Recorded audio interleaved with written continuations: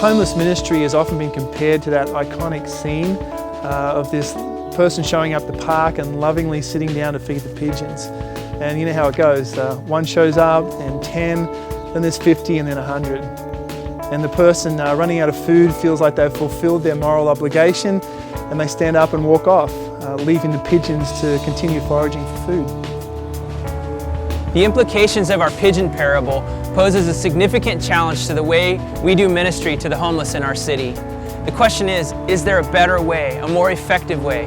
There are dozens of feeding programs in our city, and while I believe we're doing a great job at meeting our moral obligation to feed the poor, we really think there's more. There's more to be done. We want to take into consideration the broader implications of civic responsibilities, the big picture of our community. We want to help empower the homeless to overcome their current situation, to be able to literally give them the tools necessary to change their struggle with homelessness. Nearly a dozen congregations from across the city of Orange have united together to develop a long-term and effective strategy for addressing the needs of the homeless in our community. We've enlisted the help of research professionals from UCI and Vanguard universities to help us to discover the demographics, the trends, the needs, and what are the opportunities for meeting the needs of our homeless community. We're just beginning to interpret the findings, but here's some of the basics. We had over 400 individuals spend at least one night on the streets. And in October last year, we had over 200 individuals on our streets. And those statistics flow based on times of year, the seasons, different things that are happening in different cities. But here's some of the statistics that are available.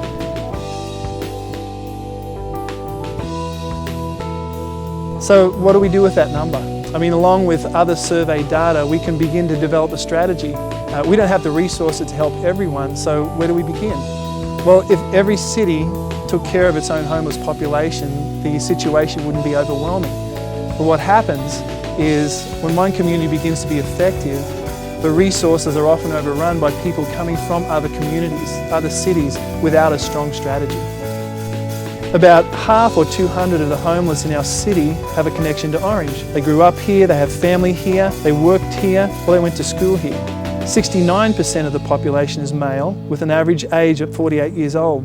Surprisingly, 15% have a college degree, and another third have at least some college experience. While 200 may seem overwhelming, there are some whose lives can certainly be improved.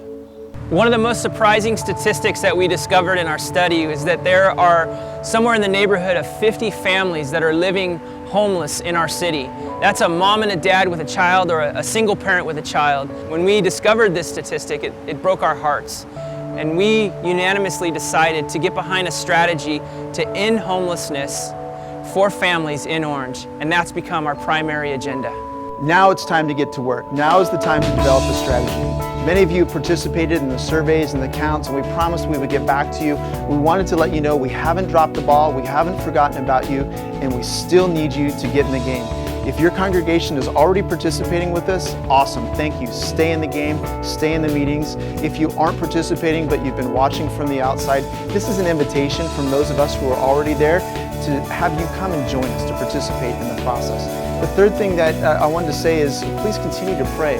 Ask for God's wisdom in this. We want to go address this issue the way He would have us to address the issue. And there's so many ways that this has been done that have gotten off kilter.